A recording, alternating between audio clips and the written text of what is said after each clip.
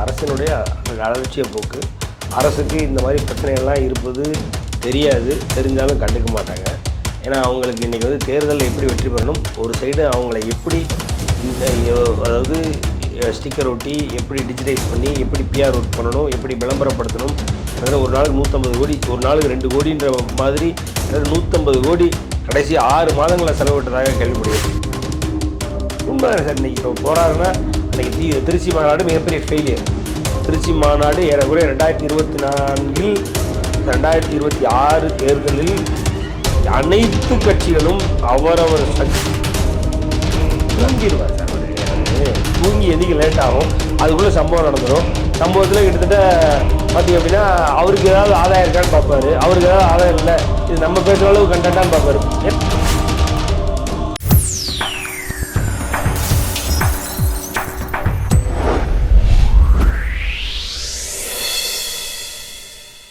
வணக்கம். Golden chance வழங்கும் அரசியல் களம். இன்றைய அரசியல் களம் நிகழ்ச்சியில் நம்மோடு இணைந்திருப்பவர் அரசியல் விமர்சகர் திரு சத்யன் ராமசாமி அவர்கள். வணக்கம். வணக்கம் சார். கோயம்புத்தூர் கவுண்டம்பாளையம் அப்படிங்கிற ஒரு கிராமத்தில் இருக்கிற ஒரு அரசு பள்ளியில் சத்துணவு சாப்பிட்ட ஒரு 40-45 மாணவர்கள் பள்ளி இருந்துச்சு அப்படிங்கிற ஒரு காரணத்தினால ஹாஸ்பிட்டலில் அட்மிட் பண்ணியிருக்காங்க. இது ஒரு அரசினுடைய அலட்சிய போக்கா இல்லை எதாச்சியாக அது நடந்ததா அப்படின்னு? இல்லை சார், அரசினுடைய அலட்சிய போக்கு, அரசுக்கு இந்த மாதிரி பிரச்சனைகள்லாம் இருப்பது தெரியாது, தெரிஞ்சாலும் கண்டுக்க மாட்டாங்க.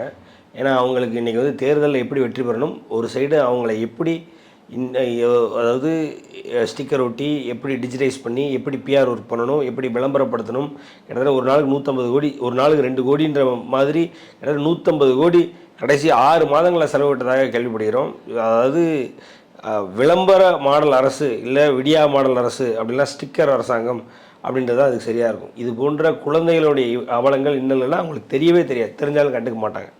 இது இன்றைக்கி சார் கவுண்டம்பாளையத்தில் இப்போ 44 குழந்தைகள் இந்த மாதிரி ஒரு வயிற்றுப்போக்கின் காரணமாக அங்கே போய் ஊசி போட்டு இன்றைக்கி காலையில் 44 குழந்தைகளும் ஒரே இடத்துல அட்மிட் ஆனதுன்றது சம்பவம். இந்த சம்பவத்தை வெளி கொண்டவர் எடப்பாடியார் அவர்கள்.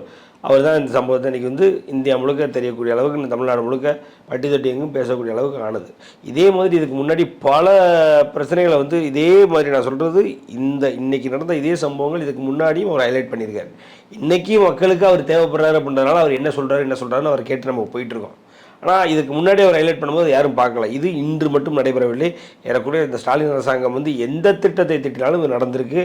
அதில் இது குறிப்பாக ஒரு ஒரு ஒரு 2 மாதங்களுக்கு முன்பாக, இல்லை போன மாதம், ரொம்பலாம் போனோம் சார், போன மாதம் பார்த்திங்க அப்படின்னா இதே மாதிரி அதாவது பள்ளி விழுந்து கிட்டத்தட்ட 15 பேர் ஹாஸ்பிட்டலில் கொண்டு போய் சேர்க்குற மாதிரி, அதுக்கப்புறம் பார்த்திங்க அப்படின்னா அவங்க 3 நாள் ஹாஸ்பிட்டலில் தங்கியிருந்தாங்க சார். 3 நாட்கள் ஏறக்குறைய ஹாஸ்பிட்டலில் தங்கியிருந்து அதுக்கப்புறம் தான் வெளியே வந்தாங்க. இது போன மாதம் நடந்தது.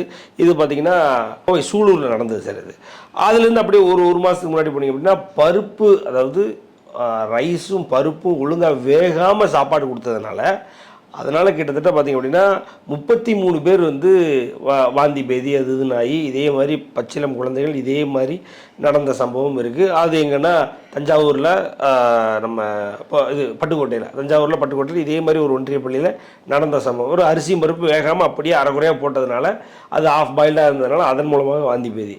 இப்போ இது ஒரு நடைமுறையில் டெய்லியும் நடக்கக்கூடிய ஒரு சம்பவம் போல் இது ஒரு ஹேபிச்சுவல் அஃபென்ஸு. பட் ஆனால் இது ஒரு ஹேபிச்சுவல், ஒரு ரிச்சுவல் மாதிரி நடந்துக்கிட்டு இருக்கு. ஒருத்தர் சாப்பிட்டு அவங்களுக்கு உடம்பு சரியில்லாமல் போகிறதும், வயிற்றுப்போக்கில் வயிறு சரியில்லாமல் போகிறதும் ரொம்ப ரொம்ப அது குழந்தைங்களுக்கு இப்போ நம்ம வயசில் கூட தாங்கிடுவோம். குழந்தைங்க எந்த அளவுக்கு தாங்குவாங்கன்றது பாருங்கள். இது நடந்துகிட்டு இருக்கு. இது மாதிரி கொஞ்ச நாளைக்கு முன்னாடி கள்ளக்குறிச்சி மாவட்டத்தில் இதே மாதிரி ஒரு பள்ளியில் சாப்பிட்ற உப்புமாவில் பள்ளி இருக்குது, பையன் பிளேட்டில் இருக்குது, அவன் கண்டுபிடிச்சி சொல்லி அதுக்கப்புறம் அங்கே இந்த மாதிரி தான் ஒரு 41 பேரை கொண்டு போய் அட்மிட் பண்ணி செக் பண்ணி அதில் ஒரு சில பேர் உடம்பு சரியில்லாமல் போய், ஒரு சில பேர் பள்ளியிலேயே வாமிட் எடுத்து அதுக்கப்புறம் கூப்பிட்டு போய், அதாவது பசங்க பள்ளி விழுந்திருக்கு அப்படின்றது கண்டுபிடிக்கிற அளவுக்கு தான் இருக்குது அரசாங்கம். போன வருஷம் இதே மாதிரி ஜூன் மாதம் 2025 தருமபுரி மாவட்டத்தில் இதே தான். அப்படியே ஜூன் மாதம்ன்றதுனால 2-3 மாதம் ஸ்கூல் லீவ் இருக்கும் இல்லையா, அதனால் 3-4 மாதத்துக்கு முன்னாடி வாங்கி வச்சு ஸ்டாக் ஃபுல்லாக சமைச்சு போகிறேன்னு போட்டு ஃபுல்லாக ரைஸில் புழு, சாம்பாரில் புழு. காலையில் இப்போ இந்த புதுசாக மாடல் அரசாங்கம் நாங்கள் காலையில் கொண்டு போகிறோன்னு, சரி நீ கொடுக்குறீங்க நல்லது தான் இல்லைங்களே, அதை ஒழுங்காக கொடுக்க வேண்டாமா? நான் காலையிலையும் சாப்பாடு போடுறோம், சத்துணவு போடுறோன்னு போட்டு அதில் கிட்டத்தட்ட பார்த்திங்க அப்படின்னா புழு இருந்து வீடியோ போடுறாங்க பசங்க வந்து ரீல்ஸ் போடுறாங்க. இந்த மாதிரி எங்கள் இதில் தருமபுரி மாவட்டத்தில் இந்த ஊர்லேருந்து நான் பேசுகிறேன், எனக்கு பார்த்திங்கன்னா சாப்பாட்டு இப்படி புழு இருக்குது பாருங்கள் அப்படின்னு. இன்னொரு இதே மாதிரி கடந்த ஜனவரி மாதத்தில் முட்டைக்குள்ளே புழு எப்படின்னே புரியல.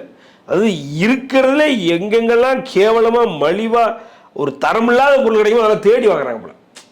ஏன் முட்டை இப்போ அதாவது முட்டையை போட்டு என் இடத்துல அதில் முட்டைக்கு உள்ள புழு இருக்குன்னா அப்போ இருக்கிறதுலே தரமில்லாத ஒரு முட்டை எங்கே போய் கொள்முதல் பண்ணுறாங்க போய் அப்படி இருக்குது. அப்போது அந்த அந்த குழந்தைகளுடைய ஒரு வாழ்க்கை தரத்தை உயர்த்தணும், குழந்தைகளுடைய அதாவது பசியின்மையை போக்கணும் அப்படின்னா நீங்கள் கொஞ்சமாக நியாயமாக மனசாட்சியோட நடந்துக்க வேணாம்னா இந்த அரசாங்கம் நடந்துக்காது.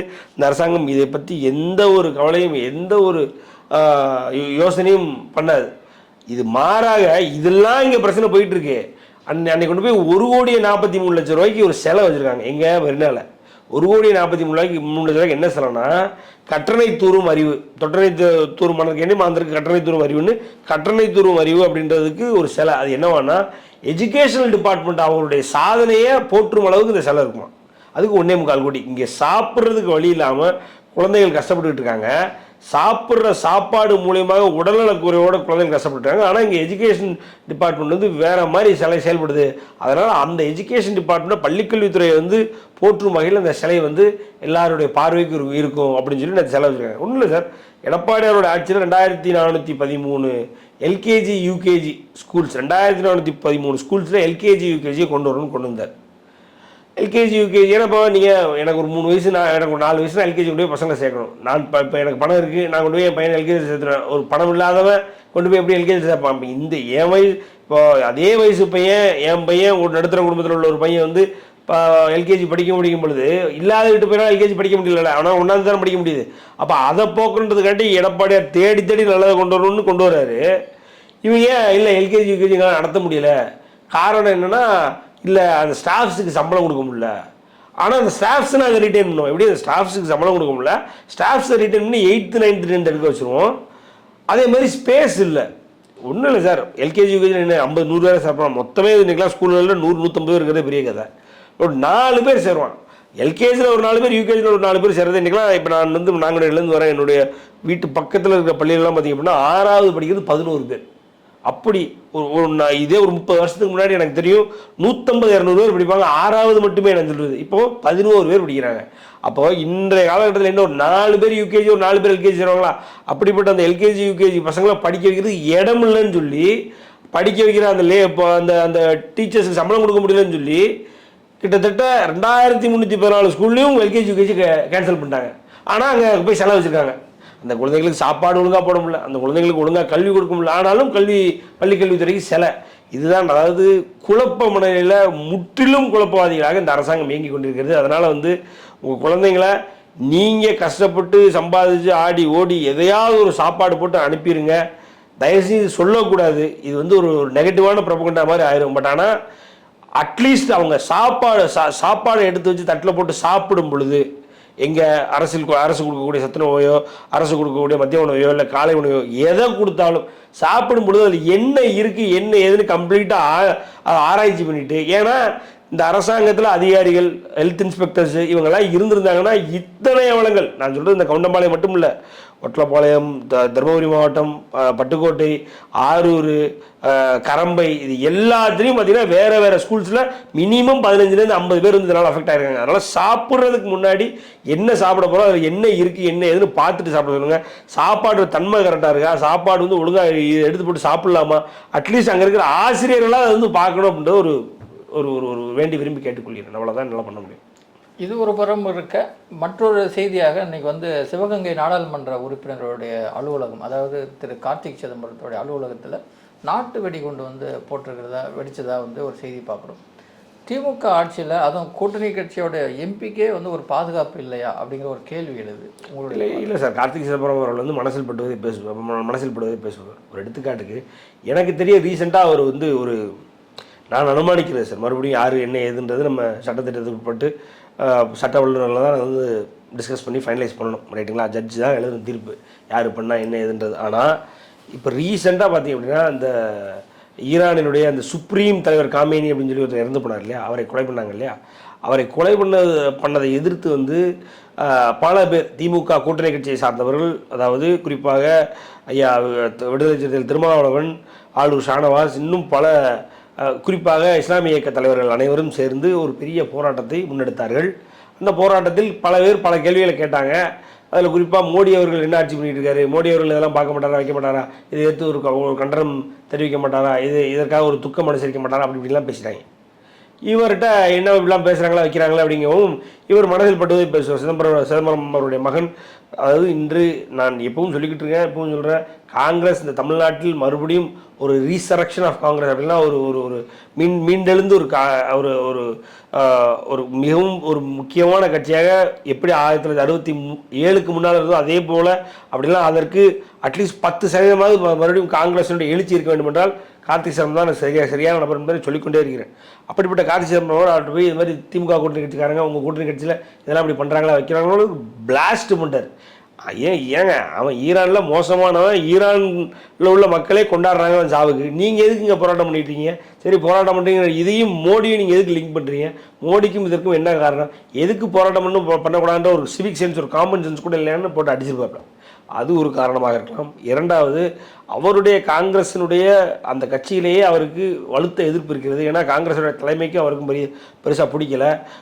ரியாலிட்டியை பேசுகிறாரு, உண்மையை பேசுகிறாரு. இன்னும் யார் அடுத்த தலைமுறை தலைவர்கள்னு வரும்பொழுது அண்ணாமலை அவர்லாம் அந்த லிஸ்ட்டில் இருக்காங்க. அண்ணாமலையும் அவரும் அன்றைக்கி அந்த இன்ட்ராக்ஷனில் பேசும்பொழுது அண்ணாமலை எந்த அளவுக்கு நியாயமாக உண்மையாக கட்சி சார்பற்று மக்கள் சார்ந்த ஒரு நபராக பேசுகிறாரோ அதே போல் இவரும் வந்து ஆட்சி ஆளுங்கட்சி திமுகவே இருந்தாலும் இந்த திமுக கூட கூட்டணியில் இருந்தாலும் கூட பல பிரச்சனைகளை சுட்டிக்காட்டி, பல தவறுகளை சுட்டிக்காட்டி, திமுக செய்யக்கூடிய இந்த ஓட்டு அரசியலை, அதே போல் திமுக செய்யக்கூடிய இந்த கூட்டணி நாடகத்தை அவை அனைத்தையும் பேசியவர். அன்னைக்கு பார்த்திங்க அப்படின்னா ஒரு டிபேட், ஒரு கான்க்ளேவில் ஒரு டிபேட்டில் போய்ட்டு அவரும் அண்ணாமலையும் பேசுகிறாங்க. இது எல்லாமே வந்து கிட்டத்தட்ட காங்கிரஸ்காரனுக்கே பிடிக்கல, அதாவது காங்கிரஸ் தலைமைக்கே அவரை பிடிக்கல.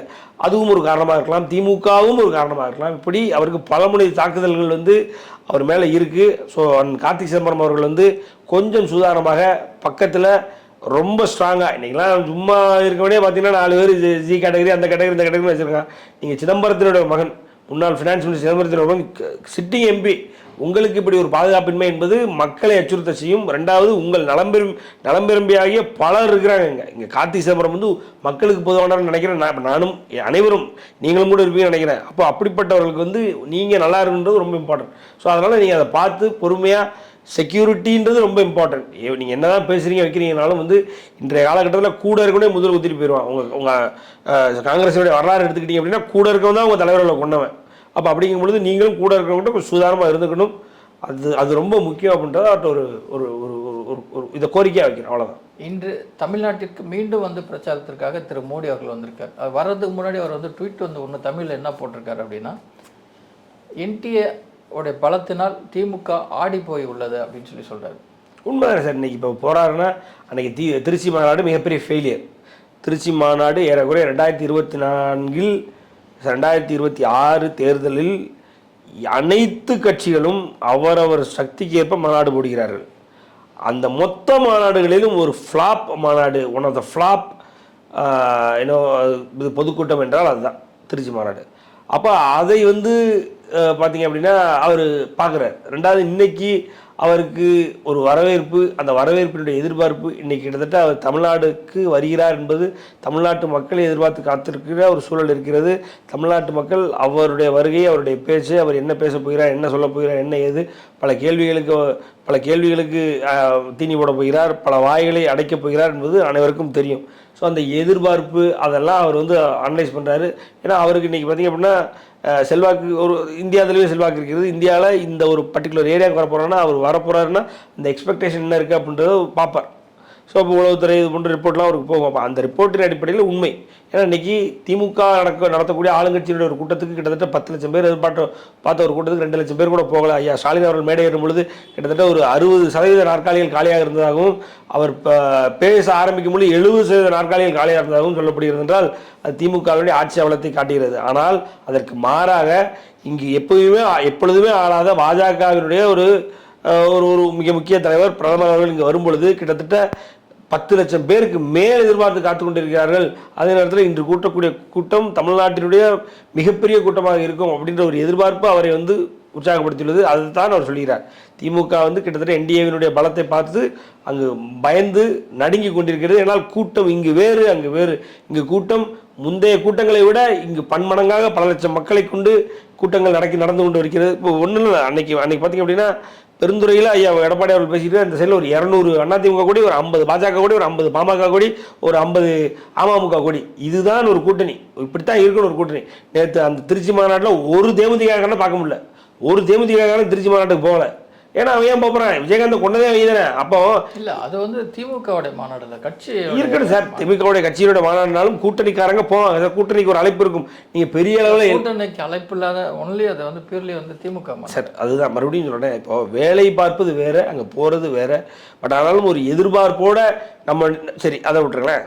நம்ம ஒரு கூட்டணி கட்சியினுடைய ஒரு முக்கியமான மாநாடு நடக்குதுன்னா அதை வந்து ஆகோஷப்படுத்தி அட்லீஸ்ட் ஆன்லைன்லேயே அதை பற்றி பெருசாக எழுதணும் இல்லையா? அட்லீஸ்ட் அந்த அளவு கூட அவங்க யாரும் இணக்கமாக வர மாட்டாங்க. ஆனால் இங்கே பாஜக எந்த முன்னெடுப்பு எடுத்தாலும் அதை அதிமுக எழுதுவதும் அமமுக எழுதுவதும், அதிமுகவை சார்ந்தவர் பேசுவதும் அமமுகவை சார்ந்தவர் பேசுவதும் இருக்கு இல்லைங்களா? ஸோ அந்த டிஃப்ரென்ஸ் இருக்குது.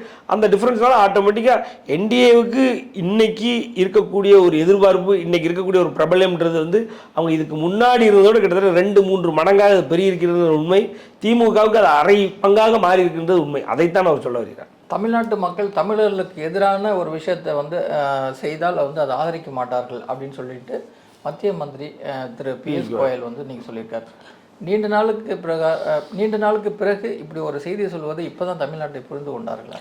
இல்லை, அதுதான் சார். இப்போ அதாவது அவங்களுக்கு தெரியுது தமிழ்நாட்டு மக்களுக்கு என்ன தேவை, தமிழ்நாட்டு மக்களுக்கு தேவையற்றவை செய்தால் அவர்களுக்கு அது பிடிக்காது என்பதை கற்றுக்கொண்டார்கள் அப்படின்னு நான் சொல்லுவேன். அதை கற்றுக் கொடுத்தவர் எடப்பாடியார் அவர்கள். எடப்பாடியார் அவர்கள் கூட கூட்டணியில் இருக்கும் பொழுதே, யார் பாஜக கூட அன்று கூட்டணியில் இருக்கும் பொழுதும் சரி, கூட்டணி விட்டு வெளியே வந்ததுக்கப்புறமும் சரி, எப்பயுமே வந்து பாஜகவினுடைய திட்டங்கள் அப்படின்னு தமிழ்நாட்டுக்குள்ள ஒன்று வந்ததுன்னா அதை எதிர்த்து களமாடியவர். ஸோ என்னடா இது, நம்ம கூட கூட்டணியில் இருந்துகிட்டே வந்து நம்ம சொல்கிறத கேட்க மாட்டுறாரு, அப்போ என்னதான் இந்த மக்களுக்கு தேவை அப்படின்றது அன்னைக்கே எடப்பாடியார் புரிய வச்சு, ஐயா நான் அவங்க கூட கூட்டணியில் இருக்கிறேன், ஆனால் இங்கே தமிழ்நாட்டு மக்களுடைய எதிர்பார்ப்பு வேறாக இருக்கிறது, தமிழ்நாட்டு மக்களுடைய ஆசை வேறாக இருக்கிறது. அதனால் வந்து இந்த நீட்டு உள்ளே கொண்டு வந்தீங்க அப்படின்னா சரி ஓகே, இனிமேல் நீட்டு இந்தியா முழுக்க நீங்கள் முடியாதுன்றீங்க, அப்போது 7% உள்ளிட ஒதுக்கீடாக கொடுத்துருங்க. கொடுக்க மாட்டீங்கன்னா என்னுடைய தனிச்சட்டமான 162 ஆர்டிக்கிளில் நான் எக்ஸிக்யூட்டிவ் ஆர்டர் போட்டு நான் அது சட்டமாக்கிக்கிறேன். நேஷனல் எஜுகேஷன் பாலிசியை கொண்டு வரீங்களா, நான் எதிர்ப்பேன். ஏன்னா இங்கே தமிழ்நாட்டு மக்களுக்கு பிடிக்காது. அப்போ இந்த மாதிரி எடப்பாடியார்கள் ஒவ்வொரு திட்டத்தையும் கூட்டணிக்குள்ளேருந்தே எதிர்க்கும் பொழுது மீத்தேன் ஹைட்ரோகார்பனை கொண்டு வரீங்களா, முடியாது, டெல்டா மண்டலமாக அறிவிக்கிறேன். அப்போ கூட்டணி கட்சிக்காரனையே நம்மளால் கண்ட்ரோலில் வைக்க முடியல. அது காரணம் இந்த மக்கள் அவ்வளோ ஸ்ட்ராங்காக இருக்க போய் தானே நமக்கு கண்ட்ரோலில் வரமாட்டான். நம்ம என்ன திட்டம் கொண்டு வந்தாலும் எதிர்க்கிறான், வைக்கிறேன். என்ஆர்சியே எதிர்த்தார், எல்லாத்தையும் எதிர்த்தார். எனக்கு எடப்பாடியார்கள் கூட்டணிக்குள்ளே இருந்துக்கிட்டே. அப்போ அதை பார்த்து இன்றைக்கி தான் எங்களுக்கு கொஞ்சமாக தெரிஞ்சு தமிழ்நாட்டு மக்களை பொறுத்தவரை அவர்கள் கேட்பதை கொடுக்கவில்லை என்றால் அவர்கள் யாரையும் வைத்து பார்க்க மாட்டார்கள். அதே போல தான் இந்த முறை திமுக அரசாங்கம் தமிழ்நாட்டு மக்கள் எந்த சட்டையும் செய்யாமல் அவர்கள் இஷ்டத்துக்கு ஆட்சி செய்து கொண்டிருக்கிறார் என்பது உண்மை.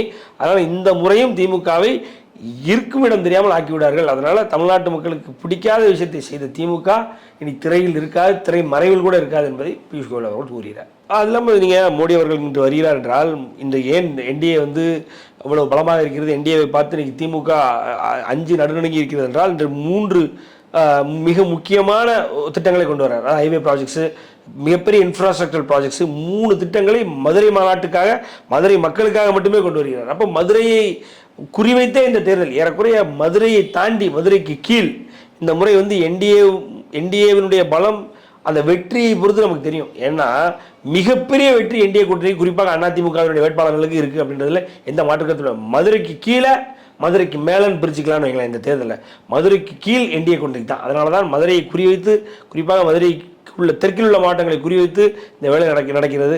அதில் குறிப்பாக பார்த்திங்க அப்படின்னா, அதாவது தமிழ்நாட்டு மக்கள் கிட்டத்தட்ட நினைச்சு சந்தோஷப்படுற அளவுக்கு ஒரு மிகப்பெரிய திட்டம் வருகிறது. என்னென்னா மதுரையினுடைய விமான நிலையம் வந்து பன்னாட்டு விமான நிலையம் இருக்கக்கூடிய ஒரே இடம் வந்து சென்னை, அதுக்கப்புறம் திருச்சி தான். இப்போ மதுரைக்கும் வருதுன்றது மதுரை மக்கள் வந்து கிட்டத்தட்ட, அதாவது இது எல்லா நாளையும் பண்ணிட முடியாது. இன்னைக்கு அதிமுக கூட கூட்டணியில் இருக்குது, அதிமுக ஜெயிக்கணும், எடப்பாடியார் சிஎம் ஆகணும், அப்போது ஏதாவது ஒரு திட்டங்களை கொண்டு வரணுன்ற ஒரு அழுத்தத்தின் பேர் தான் கொண்டு வராங்க. அது மதுரை மக்களுக்கு தான் நல்லது, குறிப்பாக தென் தமிழக மக்கள் அனைவருக்கும் நல்லதில்லை. இனிமேல் கிளம்பி நீ சென்னைக்கு வர வேண்டாம்ல, சென்னைக்கு வெயிட் பண்ண வேண்டாம்ல, நீ ஒரு கனெக்டிங் ஃப்ளைட் திருச்சிக்கு போட்டு அங்கேருந்து சென்னைக்கு போட்டு இதெல்லாம் தேவையா? நீட்டாக நீங்கள் மதுரைக்கு வந்து மதுரைக்கு நீ ட்ராவல் பண்ணி வந்து மதுரையிலேருந்து நீங்கள் வெளிநாட்டுக்கு போனால் போயிடலாம் இல்லையா? ஸோ இப்படி போன்ற பல திட்டங்களை கொண்டு வர அந்த திட்டங்களை அறிவிக்கும் பொழுதெல்லாம் திமுகவுக்கு கிட்டத்தட்ட அல்லு இருக்காது, அதான் உண்மை. ஸோ இதனால தான் வந்து என்டிஏவோட பலம் வந்து ஓங்கி இருக்கிறது, கை ஓங்கி இருக்கிறது. திமுக ஆட்சியில் வந்து மிக முக்கியமாக வந்து ஒரு பெரிய குற்றச்சாட்டு என்னென்னா போதை கலாச்சாரம். இப்போ நேற்று கூட வந்து போதையை போட்டுக்கிட்டு ஒரு 70 வயது மூதாட்டியை வந்து கற்பழிச்சிருக்கான் அப்படிங்கும்போது ரொம்ப அதிர்ச்சியாக இருக்குது. 70 வயது கணவர் அதாவது முதிய கணவர், அவரை அடித்து துன்புறுத்தி அவருக்கு ரத்தம் வர அளவுக்கு ஆக்கி அவருடைய 60 வயது மனைவியே வன்முறை பண்ணியிருக்கானுங்க. இதெல்லாம் ஃபுல்லாக கஞ்சா. இப்போ கஞ்சாவில் இல்லைன்னா எப்படி சார் இது தோணதில்ல? இன்று வந்து 13 வயது ஒரு பெண்ணை வந்து ஒரு ரவுடி வந்து இது பண்ணியிருக்காங்க சார். 2.5 வயசு குழந்தை ஒரு திமுக நிர்வாகி அன்னைக்கு பாலியல் வன்முறை பண்ணி கொண்டிருக்காங்க சார். சார் இண்டிகோ ஃப்ளைட்டில் ஏற்றினா அங்கே போய் ஒரு 6வது வார்டு கவுன்சிலர் திருவள்ளூர் மாவட்டத்தில் நினைக்கிறேன் திமுகவுடைய கவுன்சிலர் ஒருத்தன் அங்கே உள்ள பணிப்பெண்ணை சப்மிஷன் பண்ணுறான் சார். அதனால் இவங்களை பொறுத்த வரைக்கும் கஞ்சா போதையில் என்ன பண்ணணும் தெரியாமல் தறிகட்டு கிட்டத்தட்ட தமிழ்நாட்டில் உள்ள அனைத்து இளைஞர்களும், தமிழ்நாட்டில் குறிப்பாக திமுகவை விரும்புகின்ற, திமுக இருக்க வேண்டும் என்று விரும்புகின்ற நலம் விரும்பிகள் எல்லாருமே போதையில் தான் இருக்காங்க, ஃபுல் போதையில் தான் இருக்காங்க சார். அதனால் வந்து இன்றைக்கி திமுகட்டேருந்து தமிழ்நாடை காப்பாற்றணுன்றது ஒரு பெரிய கோல் தான். திமுக நிர்வாகிகள்ட்டு திமுகவை காப்பாற்றணும் போல அப்படி மோசமான நிர்வாகிகளை வச்சுக்கிட்டு இன்றைக்கி திமுக பயணம் பண்ணிகிட்டு இருக்கு. அதனால் வந்து இந்த திமுக நிர்வாகிகளும் என்று ஆட்சி கட்டிலிருந்து அதாவது நகர்கிறார்களோ அன்று தான் தமிழ்நாட்டுக்கு இல்லைன்னா இல்லவே இல்லை. அதனால் போதை கஞ்சா அப்படின்றது போய்கிட்டே இருக்கு சார். அன்றைக்கெலாம் பார்த்திங்க அப்படின்னா இருக்கிற குடிசை நம்ம திருச்சூலத்தில், சென்னை திருச்சூலத்தில் குடிசை வீட்டில் இருக்கிற 2 பேரும் வெளியில் எழுது போட்டு அடித்து கொண்டிருக்கானுங்க குடிசை வீட்டில். அதே மாதிரி சங்கரங்கோயிலில், தென்காசி மாவட்டம் சங்கரங்கோயிலில் ஒரு விவசாயியை வந்து கொண்டிருக்காங்க. விவசாயியோட மகன் வந்து டெட் பாடியை வாங்க மாட்டேன், அப்பாவுடைய போஸ்ட்மார்ட்டம் ரிப்போர்ட் வந்துருச்சு, ஆனால் அப்பாவுடைய பாடியை வாங்க மாட்டேன். ஏன்னா இதில் ஒருதலை பட்சமாக போலீஸ் வேலை பார்க்குதா பண்ணுறாங்க. போலீஸ் ஏன் வேலை பார்க்காது? ஏன்னா பொறுப்பு டிஜிபி தானே இருக்காரு, டிஜிபி இல்லை. டிஜிபி தானே போலீஸ் ஒழுங்காக வேலை பார்க்க, ஒருதலை பட்சமாக வேலை பார்க்குறாங்க.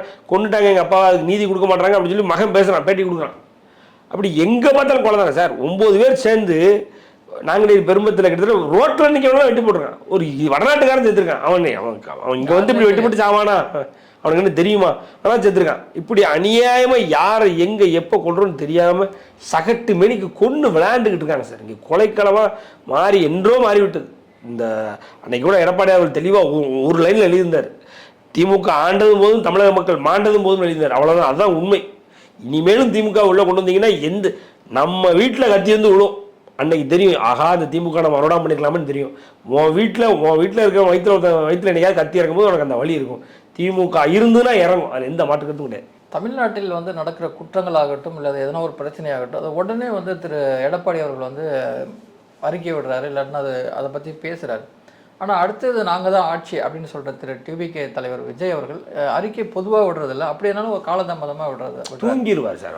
அவர் தூங்கி எந்திக்க லேட் ஆகும், அதுக்குள்ளே சம்பவம் நடந்துடும்.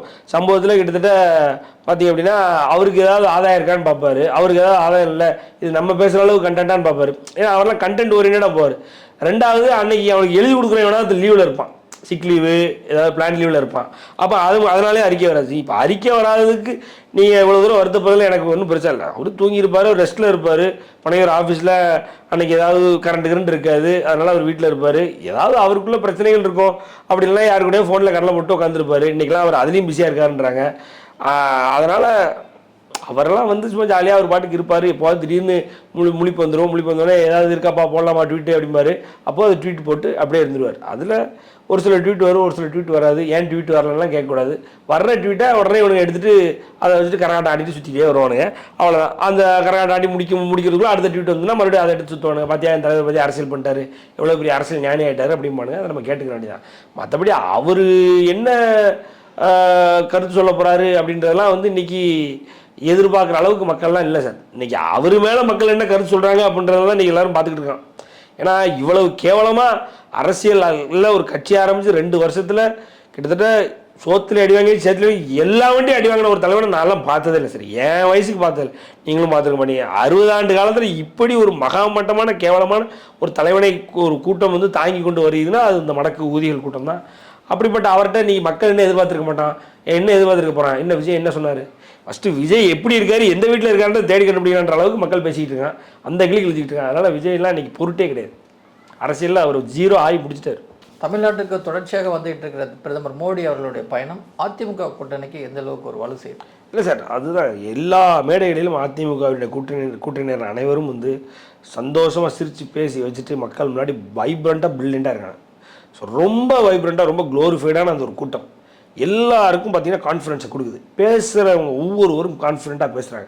மோடி அவர்கள் பேசும்பொழுது ஏறக்குறைய பாஜகவினுடைய தலைவர்கள் ஆரம்பித்த அதிமுகவுடைய தலைவர்கள், கூட்டணி கட்சியினுடைய தலைவர் அனைவர் பேரையும் கூறி அவங்கள பற்றி பெருமையாக பேசி அவங்க எல்லாத்தையும் வரவேற்று, அதுக்கப்புறம் இவர் வந்து தமிழ்நாட்டில் உள்ள பிரச்சனைகள் ஒவ்வொன்றையும் அடுக்கடுக்காக பேசி, இந்த திமுக எவ்வளவு பெரிய தீய சக்தி, எவ்வளவு கொடுமையான ஒரு கட்சி, இந்த ஆட்சி எவ்வளவு கேவலமான ஆட்சி என்பதை பேசும் பொழுதெல்லாம் உண்மை மக்களுக்கு ஒவ்வொருவருக்கும் போய் சேர்கிறது. இங்கு மட்டும் இல்லாமல் இந்தியா முழுவதும் போய் சேருவது தான் சார் அதோட ஒரு ப்ளஸ்ஸே. ஸோ இந்த திமுக இவ்வளவு கேவலமான சக்தி என்பது இந்தியா முழுவதும் தெரிய வருகிறது. அப்படிப்பட்ட ஒரு கூட்டணி இன்னைக்கு இவ்வளோ ஸ்ட்ராங்காக இருக்குது. எந்த ஒரு சலசலப்பும் இல்லாமல் இப்போ இதே ஒரு திமுக தேமுதிக பக்கத்தில் உட்கார முடியாது. ஏன்னா 20 வருஷமாக சண்டை போட்டிருக்கான் சார்.